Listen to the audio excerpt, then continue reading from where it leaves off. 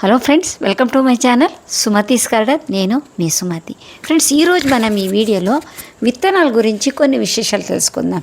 ముఖ్యంగా విత్తనాల శుద్ధి ఎలా చేయాలి, దీనివల్ల ఏంటి లాభాలు తెలుసుకుందాం. అలాగే విత్తనాలు వేసేటప్పుడు ఎటువంటి మట్టి మిశ్రణం చేసుకోవాలనేది నేను క్లియర్గా ఈ వీడియోలో చూపిస్తాను. మీరు అలా చేశారనుకోండి 100% రిజల్ట్ ఉంటుంది. మంచి మొలకలు వస్తే అందులో వచ్చే కాయలు కూడా మరిన్ని ఎక్కువ ఉంటుంది. ఇది నా అనుభవంతో నేను తెలుసుకున్న ఒక విషయం. అది మీకు ఈరోజు ఎక్స్ప్లెయిన్ చేస్తాను. మీరు కాస్త ఓపికతో చివరి దాకా ఈ వీడియో చూడండి. వీడియో నచ్చితే ఒక లైక్ ఇవ్వండి. నా ఛానల్ ఫస్ట్ టైం చూస్తూ ఉంటే సబ్స్క్రైబ్ చేసుకోవడం మాత్రం దయచేసి మర్చిపోకండి. ఇంకా వీడియోకి వెళ్ళిపోదామండి. ఫ్రెండ్స్, చూడండి, ఇక్కడ నేను కొన్ని విత్తనాలు చూపిస్తున్నాను. ఇవన్నీ మన అప్పారావు సార్ గారు పంపించిన విత్తనాలు. వీటన్నిటికీ ఈసారి నేను నాటుకోవాలని అనుకున్నాను. అలాగే లాస్ట్ వీడియోలో కూడా మీకు చూపించాను. నా పాత గ్రో బ్యాగ్స్లో ఉన్న మట్టి మొత్తం తీసి దానికి కొత్తగా కంపోస్ట్ అవన్నీ వేసి రెడీ చేసుకున్నాను అనేది వీడియో చేసి చూపించాను. చూడలేని వాళ్ళు ఒకసారి చూడండి. అవన్నిటికీ ఇప్పుడు విత్తనాలు నాటుకోవాలి కదా, సో దానివల్ల నేను విత్తనాల్ని రెడీ చేసుకుంటున్నాను. అది ఎలాగనేది ఈ వీడియోలో చూద్దాం. చూడండి, ఇక్కడ అన్ని పేపర్ కప్స్లో నేను అన్ని విత్తనాలు పెట్టాను. ఇది ఎందుకు అని చాలామందికి అనిపించవచ్చు, ఎందుకు అలా డైరెక్ట్గా నాటుకోవచ్చు కదా అని. ఫ్రెండ్స్, ఇక్కడ చూడండి, సోర కానీ, బీర కానీ, కాకర కానీ వీటన్నిటి సీడ్స్కి కాస్త లావు పొర ఉంటుంది. మనం డైరెక్ట్గా నాటామనుకోండి మట్టిలో ఒకసారి రావచ్చు, ఒకసారి రాకపోవచ్చు. అంటే దాన్ని కొద్దిగా నీళ్ళలో నానబెట్టాలి. ఒక రోజంతా నానబెడితే అప్పుడు దాని పైన తోలు ఉంటుంది కదా, అది మెత్తబడివే మనకు తొందరగా మొలకలు వస్తుంది. ఇక్కడ నేను అన్నిటికీ పేరు రాసుకున్నాను, అంటే నా గుర్తు కోసం రాసుకున్నాను. ఇప్పుడు 1-2 నాటుకున్నాం అనుకోండి, అప్పుడు ఈ పేర్లు అవసరం లేదు, ఎందుకంటే మనం ఎక్కడ ఏది నాటామో తెలుస్తుంది.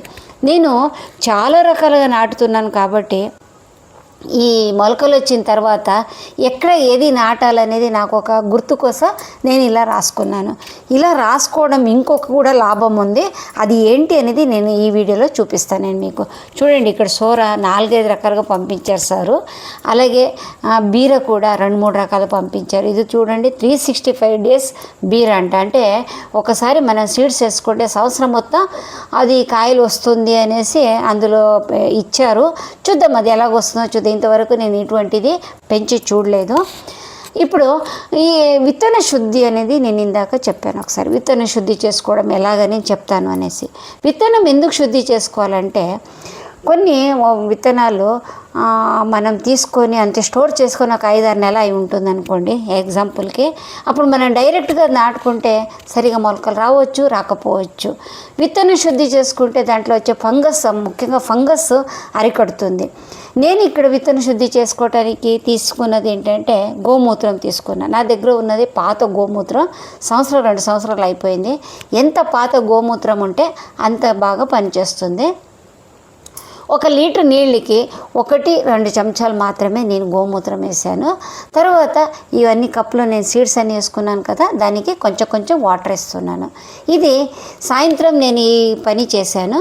రాత్రి అంతా మొత్తం ఇది నీళ్ళలో నానుతుంది అనేసి నా అభిప్రాయం. మర్నాటి రోజు కూడా ఎలాగుంది అని మీకు చూపిస్తాను. అది నానిన తర్వాత ఎలాగుంటుంది అనేది కూడా మనం ఈ వీడియోలో చూడబోతున్నాం. ఇంకా తర్వాత ఇప్పుడు సరే, ఇదన్నీ పెద్ద సీడ్స్ గురించి చెప్పాను నేను. చిన్న సీడ్స్ ఉంటాయి కదా, ఏది మన తోటకూర కావచ్చు, లేకపోతే వంగ కావచ్చు, మిర్చి కావచ్చు, ఇవన్నీ చాలా మెత్తగా ఉంటాయి ఇది విత్తనాలు. ఇంకా ముఖ్యంగా మన చిక్కుడు. ఈ చిక్కుడుని ఓవర్ నైట్ మనం దాన్ని నానబెట్టేసామనుకోండి, మర్నాటి రోజుకి 30% కుళ్ళిపోయి ఉంటుంది. సో అటువంటి వాటికి 1 గంట, అరగంట చాలు, అంతకన్నా ఎక్కువ నానబెట్టే అవసరం లేదు. కానీ ఈ బీర, సోర, కాకర ఇటువంటివి మాత్రం మనం ఓవర్ నైట్ నానబెట్టుకుంటే చాలా బాగా పనిచేస్తుంది. విత్తన శుద్ధికి నేను ఇక్కడ తీసుకున్నది గోమూత్రం. అది లేకపోతే ఏదైనా ఫంగిసైడ్ కూడా తీసుకోవచ్చు. ఇంకా తర్వాత చూడండి, ఇక్కడ నేను విత్తనాలన్నీ నానబెట్టాను కదా, తర్వాత విత్తనాలు వేయటానికి నేను ఇక్కడ అన్ని పేపర్ పాట్స్ కప్ ఇది గ్లాసులో తయారు చేసుకున్నా. ఎందుకు ఇలాగంటే డైరెక్ట్గా మన ఈ గ్లాసులో అది పేపర్ గ్లాస్ ఉంది చూడండి, అందులో ఒక 15-20 రోజులు చక్కగా మొలకలు అందులో ఉంచవచ్చు. తర్వాత డైరెక్ట్గా తీసుకపోయి ఎక్కడ కావాలంటే అక్కడ నాటుకోవచ్చు. ఈ పెద్దది పేపర్ పాట్ ఎందుకు చేసుకున్నాను అనేది కూడా చూపిస్తాను. ఇప్పుడు సెకండ్ విత్తన శుద్ధి అయిపోయింది. మట్టి మిశ్రణం ఎలా చేసుకోవాలి, విత్తనాల కోసమనే మట్టి మిశ్రణం నేను స్పెషల్గా తయారు చేసుకున్నా. ఏమేమి ఉన్నాయి ఇందులో అంటే కొద్దిగా కోకోపీట్ తీసుకున్నా, ఒక 30% కోకోపీట్, ఒక 30% వర్మీ కంపోస్ట్ తీసుకున్నాను, కొద్దిగా వరి పొట్టు తీసుకున్నాను. ఇంకా తర్వాత దీనికి ఒక 2-3 గుప్పెడు మన వేపపిండి తీసుకున్నాను. అలాగే కొద్దిగా సాఫ్ట్ ఫంగిసైడ్ కూడా దీంట్లో కలుపుకున్నాను. అంటే కాస్త పాతగా వేయటానికి వచ్చిందని వేసాను. ఈ వేపపిండి వేసిన తర్వాత ఫంగిసైడ్ ఏది కొత్త వేరే స్పెషల్గా వేసే అవసరం లేదు, నా దగ్గర పాడవుతుంది అనే ఉద్దేశంతో చేసుకున్నాను. ఉంటే ఎప్సమ్ సాల్ట్ కూడా వేసుకోవచ్చు, బోన్ మీల్ వేసుకోవచ్చు, ఏదైనా వేసుకోవచ్చు. కానీ అవన్నిటి ఈ మట్టి మిశ్రణానికి అవసరం ఉండదని నా అభిప్రాయం. మీకు కావాలంటే ప్రయోగాలు చేసుకోవచ్చు. ఇవన్నీ తయారు చేసిన తర్వాత నేను డైరెక్ట్గా అప్పటికప్పుడు ఇది విత్తనాలు వేయలేదు. ఒక వారం రోజులు ఇలా సంచిలో దాన్ని నింపి పెట్టాను. కొద్దిగా తడి పొడి చేసి పెట్టాను. చూడండి ఎంత నల్లగా తయారైపోయిందో చూడండి. ఇది రెడీగా అయిపోయింది. మనం విత్తనాలు నానబెట్టాలి అనుకున్న వారం రోజుల ముందే మనం ఇలా మట్టి మిశ్రమం తయారు చేసి పెట్టుకుంటే పర్ఫెక్ట్గా మనకు మొలకలు వస్తుంది. దాని రిజల్ట్ కూడా నేను ఇదే వీడియోలో చూపిస్తాను, మీరు కూడా చూడండి. అవునా కాదా, నిజమా అబద్ధమా అని మీ కళ్ళతో మీరే చూస్తే తెలిసిపోతుంది. చూసారా ఎంత బాగుందో ఈ మట్టి మిశ్రమం. ఇది ఓన్లీ సీడ్స్కి కటింగ్స్కి మాత్రమే యూజ్ అవుతుంది. ఓకేనా, చూడండి అన్ని పేపర్ పాట్స్లో, గ్లాసులో, ఇంకా ఇందాక టీ కప్ చూసాం కదా, అవన్నిట్లో నేను అన్నీ నింపుకున్నాను. చూడండి పెద్ద పేపర్ పాట్స్ కానీ, పేపర్ గ్లాసులు కానీ, లేకపోతే ఈ ప్లాస్టిక్ గ్లాస్లో కానీ అన్నిటికీ, ఎందుకంటే సీడ్స్ ఎక్కువ ఉన్నాయి కదా, సో దానివల్ల ఇన్ని తయారు చేసుకున్నాను. అంటే నాటుకోవటానికి ఎంతవరకు అవసరమో అంతవరకు నేను రెడీ చేసుకున్నాను. ఈ వీడియో చూడగానే మీరు కూడా అన్నీ రెడీ చేసుకోవాలని నేను చెప్పట్లేదు, మీకు ఎంత అవసరమో అంతే చేసుకోండి. ఒకవేళ మీ దగ్గర ప్లాస్టిక్ గ్లాస్ ఉందనుకోండి, అందులో నాటుకోండి విత్తనాలు. లేదు మన దగ్గర గ్లాసులు లేదు, ఇంకా కొత్తగా డబ్బులు ఇచ్చి కొనుక్కోవడం ఎందుకు, 0 బడ్జెట్లో మనం ఇలా పేపర్ పాట్స్ తయారు చేసుకోవచ్చు. ఇది ఈ పెద్ద పేపర్ పాట్స్ అయితే మనకు 1-2 సంవత్సరాలు బాగా పనిచేస్తుంది. ఇంకా పేపర్ గ్లాస్ అయితే అది కొంచెం కాస్త పల్చగా చేసుకున్నాను కాబట్టి 15-20 రోజుల వరకు అది మంచిగా చక్కగా పనికొస్తుంది. చూడండి ఇక్కడ విత్తనాలన్నీ బాగా నానినాయి. ఇది మర్నాటి రోజు మార్నింగ్ యూస్ అన్నమాట. చూడండి ఎలా ఉందో చూసిందండి. ఇక్కడ నేను అన్ని సీడ్స్ పెట్టిన తర్వాత మళ్ళీ దాని మీద కూడా నేను పేరు రాసుకున్నాను. చూడండి ఇక్కడ అన్ని పేర్లు ఉన్నాయి. ఇందాక చెప్పాను కదా, పేరు రాసుకోవడం ఎందుకు అంటే మనం వేరే చోట నాటేటప్పుడు పనికి వస్తుంది. ఇప్పుడు సోర ఉందనుకోండి, కాస్త పెద్ద దాంట్లో నాటుకుంటే బాగుంటుంది. అదే 365 బీర్ అని ఇచ్చారు కదా సీడ్స్, దానికి ఏం చేయాలి, పర్మనెంట్గా ఉండే మొక్క కాబట్టి ఉన్న దాంట్లో కాస్త పెద్ద దాంట్లో చూసుకొని నాటుకోవడానికి ఈజీగా ఉంటుంది. వేరే బీర కూడా ఉంటుంది కదా, అవి కన్ఫ్యూజ్ అవ్వకుండా ఇట్లా రాసుకోవాలి. చూడండి ఇది చిత్రాడ బీర. దీని ఆకులు 365 డేస్ బీర ఆకులు ఏం సపరేట్గా ఉండదు, ఒకే రకంగా ఉంటుంది. కాబట్టి మనం చూసుకొని నాటుకోవటానికి అవసరమైన నేను కనిపెట్టుకున్న ఒక విధానం. మీకు నచ్చితే మీరు కూడా ఇది చేయొచ్చు అని నా అభిప్రాయంతో ఈ వీడియో చేసి చూపిస్తున్నాను. ఓకేనా, ఇప్పుడు 2-3 దాంట్లో ఒకే పేరు కనిపిస్తున్నాయి మీకు. ఇలా ఎందుకు అని అనుకుంటున్నారేమో. చూడండి నేను ఒక 5-6 సీడ్స్ పంపించారు కదా, మొత్తం నేను 5-6 అది కూడా నానబెట్టేసుకున్నాను. ఇప్పుడు 5-6 ఒక దాంట్లో పెట్టలేం కాబట్టి 2-3 గ్లాసులు దాన్ని 2 పెట్టేసుకున్నాను కాబట్టి 2-3 దాంట్లో ఒకే పేరు కనిపిస్తుంది. ఇది మిర్చి 1 ఫీట్. ఇది లాస్ట్ ఇయర్ నాకు మిద్దె పంట సమ్మేళనం వెళ్ళినప్పుడు అక్కడ ఇచ్చిన రిటర్న్ గిఫ్ట్లో నాకు 1 ఫీట్ మిర్చి వచ్చింది, బాగా కాయలు కాసింది. దాన్ని విత్తనాలు తయారు చేసుకొని నేను నాటుకున్నాను. ఇది బర్డ్ ఐ చిల్లీ అనేసి ఊరి నుంచి కర్ణాటక నుంచి తీసుకొచ్చే సీడ్స్ ఇది. కానీ ఇది వస్తుందా లేదా తెలియదు, ఎందుకంటే 3-4 సంవత్సరాలు అయిపోయింది. అది వస్తే రావచ్చు, లేకపోతే ఇది రాకపోవచ్చు కూడా. అది కూడా మీకు ఈ వీడియోలో చూపిస్తాను. ఇవన్నీ రెడీ చేసుకున్నాను. అన్నీ పేపర్ గ్లాసులు మొత్తం ఒక ప్లాస్టిక్ ప్లేట్లో సర్దుకున్నాను. చూడండి ఇది మన గోరుచిక్కుడు ఈ చిన్న చిన్న టీ కప్లో ఉన్నది టీ, అది గోరుచిక్కుడు కొద్దిగా చిన్న దాంట్లో పెరుగుతుంది కాబట్టి చిన్న చిన్న పేపర్ కప్లో రాసుకున్నాను, పెట్టాను. అదే బీర సోర ఇటువంటిది అయితే పెద్ద పెద్ద పేపర్ గ్లాస్లో పెట్టే. చూడండి, ఇది 3వ రోజు రిజల్ట్. ఇది చూసారా ఎంత బాగా మొలకలు వచ్చిందో. మనకు నానబెట్టుకోవడం వల్ల ఇంకొక లాభం ఏంటంటే తొందరగా మొలకలు వస్తుంది. ఇక్కడ చూడండి, నేను సీడ్స్ పెట్టిన తర్వాత నెక్స్ట్ డే బాగా వర్షం వచ్చింది. వర్షం రాగానే ఆ నేను ప్లేట్లో పెట్టాను కదా, ప్లేట్లో చూసారా వాటర్, ఆ వాటర్ వల్ల ఆ టీ కప్ చూడండి ఎంతవరకు నీళ్ళు వెళ్ళిపోయిందని. ఇది ఇలాగే నేను ఒకరోజు ఉంచాను అనుకోండి, అందులో వచ్చిన మొలకలన్నీ కుళ్ళిపోతుంది. దానికోసం నేను ఏం చేశానంటే ఆ ప్లేట్ని ఉల్టా పెట్టేస్తాను.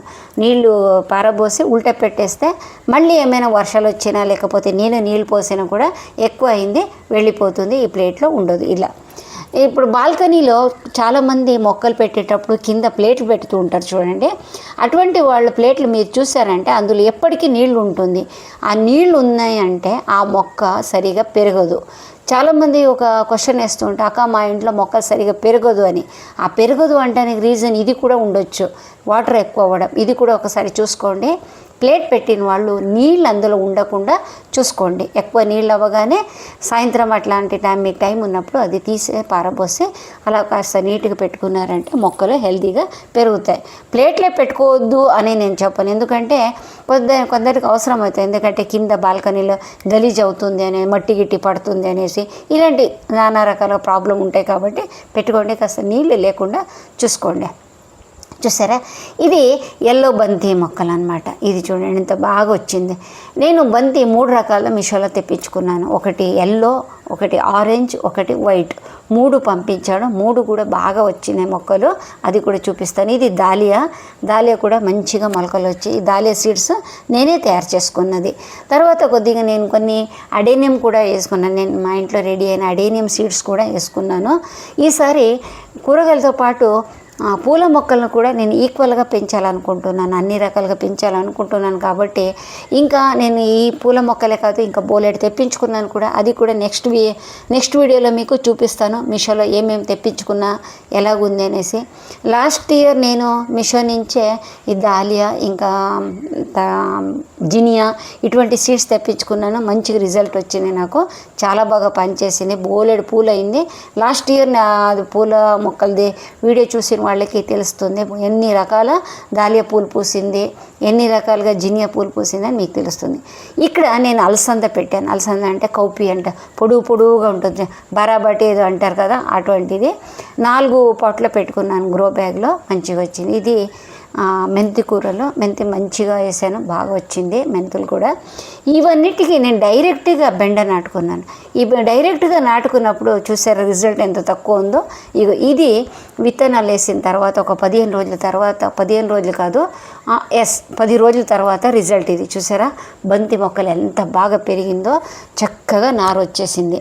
ఇక్కడ డాలియా, తర్వాత ఇదైతే బూడిద గుమ్మడి కూడా వేసాను. ఇది కూడా నా ఇంట్లోనే రెడీ అయింది.